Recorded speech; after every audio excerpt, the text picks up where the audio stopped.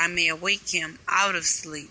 Then said his disciples, Lord, if he sleep, he shall do well. Howbeit Jesus spake of his death, but they thought that he had spoken of taking rest and sleep. Then said Jesus unto them plainly, Lazarus is dead, and I am glad for your sakes that I was not there, to the intent that you may believe. Nevertheless, let us go unto him. Then said Thomas, which is called Didymus, unto his fellow disciples, Let us also go, that we may die with him. Then when Jesus came, he found that he had lain in the grave 4 days already. Now Bethany was nigh unto Jerusalem, about 15 furlongs off. And many of the Jews came to Martha and Mary to comfort them concerning their brother. Then Martha, as soon as she heard that Jesus was coming, went and met him, but Mary sat still in the house. Then said Martha unto Jesus, Lord, if thou hadst been there, my brother had not died. But I know that even now whatsoever thou wilt ask of God, God will give it thee. Jesus said unto her, Thy brother shall rise again.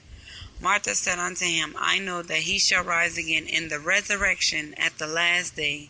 Jesus said unto her, I am the resurrection and the life. That he believeth in me, though he were dead, yet shall he live. And whosoever liveth and believeth in me shall never die. Believest you this? She said unto him, Yea, Lord, I believe that thou art the Christ, the Son of God, which should come into the world.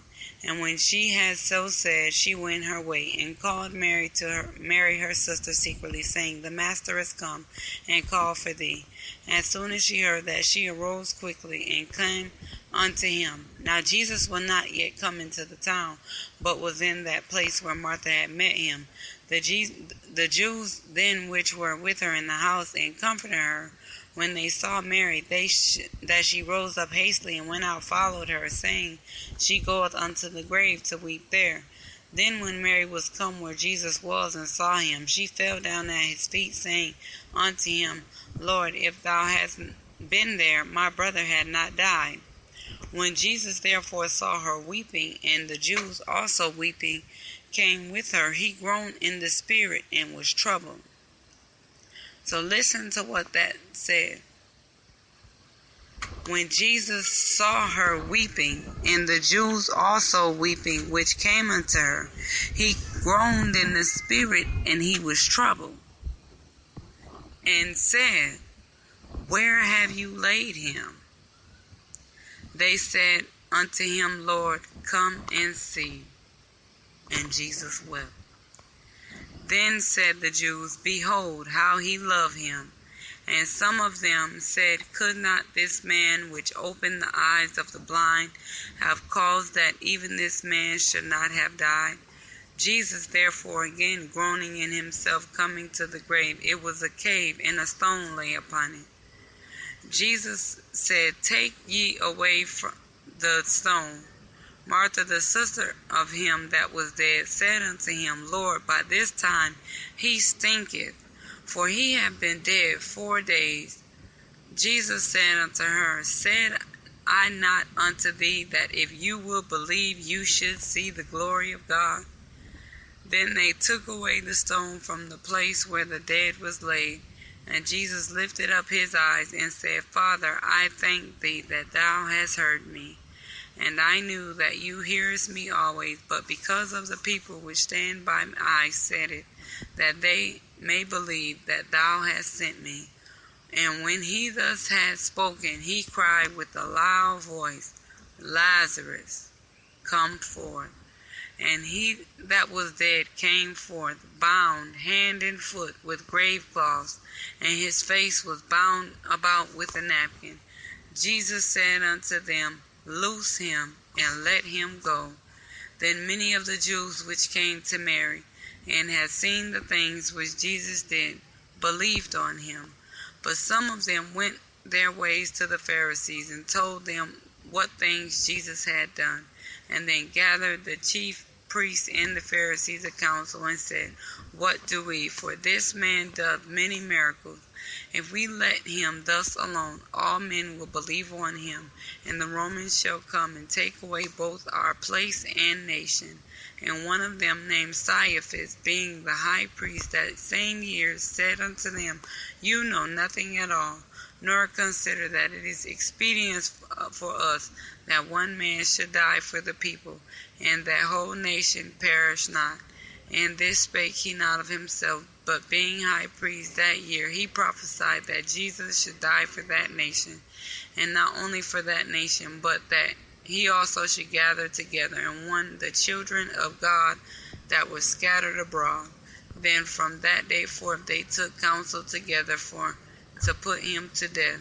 Therefore Jesus walked no more openly among the Jews, but went thence unto a country near the wilderness, into a city called Ephraim, and there continued with his disciples.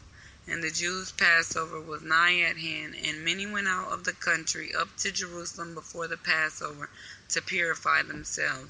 Then sought they for Jesus, and spoke among themselves as they stood in the temple, What do you think, that he will not come to the feast? Now both the chief priests and the Pharisees had given a commandment, that if any man knew where he were, he should show it, that they might take him.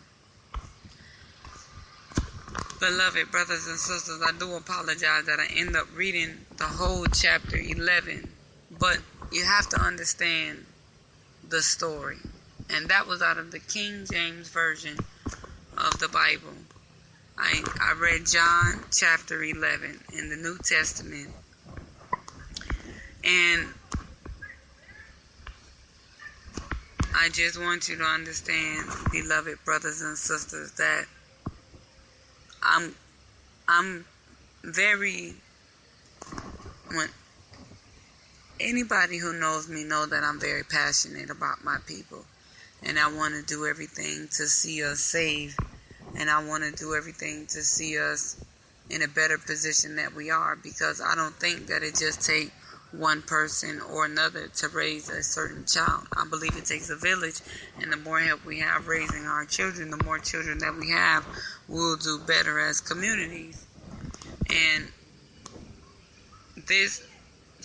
for me to see that my people are very spiritually dead, and they have no knowledge of themselves, they have no knowledge of the enemy of self, they have no knowledge of God, they have no knowledge of anything except what is put to them in the public school system, which is basically racism, white supremacy on a different type of level. But that's something, suffice that for another time. Our people are so dead, like very poor in spirit. What do I mean by dead? I mean have no life energy. They have no production. I will go to Merriam-Webster and read you the dictionary definition of dead.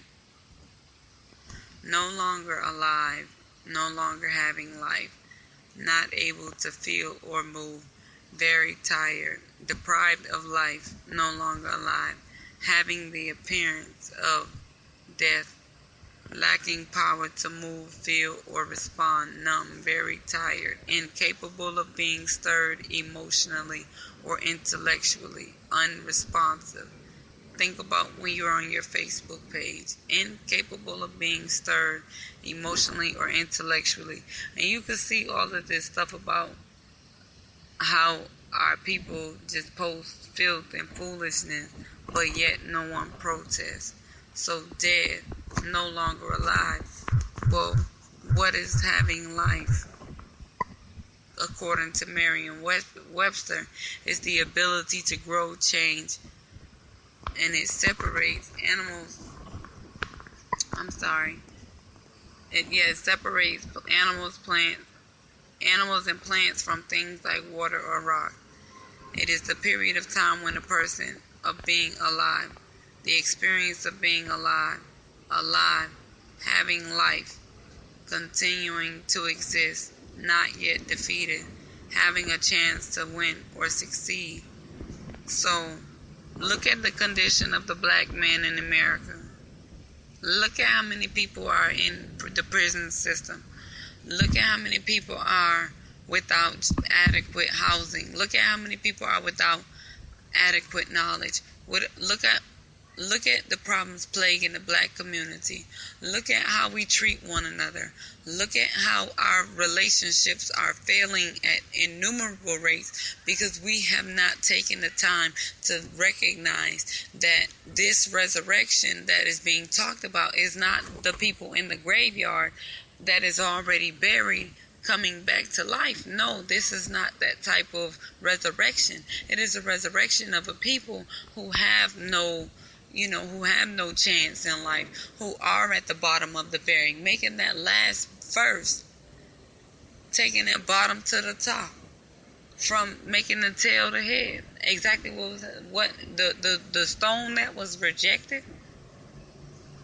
That's the headstone of the corner. That's the black man and the black woman in America, and that is from my own understanding of what it means when Jesus wept about Lazarus being dead. Now you have to think about, who is this Jesus? My Jesus. I mean, Jesus of 2,000 years ago. I love my brother Jesus. I thank him for what he did and what he talked about. And this is something, when Jesus was alive, Jesus did everything that he was supposed to do. That's why we right here 2,000 years later. But Jesus prophesied about one coming after him.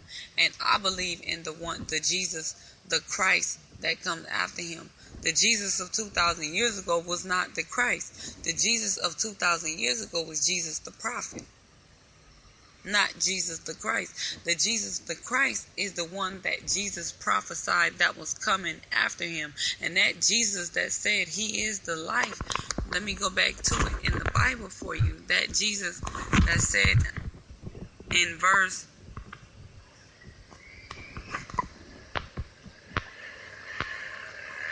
I'm sorry, but that Jesus that said, I am the resurrection and the life. He that believeth me, though he were dead, yet he shall live. There is only one black man in America who gives life through his teachings, and that is the Honorable Elijah Muhammad, the living exalted Christ. There's many people that disagree with the Nation of Islam, but that's on them. You cannot disprove this truth. The Jesus that said unto Mary and Martha, I am the resurrection. You don't look at it from the old way. Don't look at it from 2,000 years ago. Put it into present day perspective, where that Mary could have been Mother Tynetta or someone else, or Mother Clara, but that could, regardless of whomever it could have been, that Mary is also symbolic, because that Mary that he's talking about is the Mary that loved Jesus. People don't want to believe that Mary Magdalene was Jesus' wife. So be it.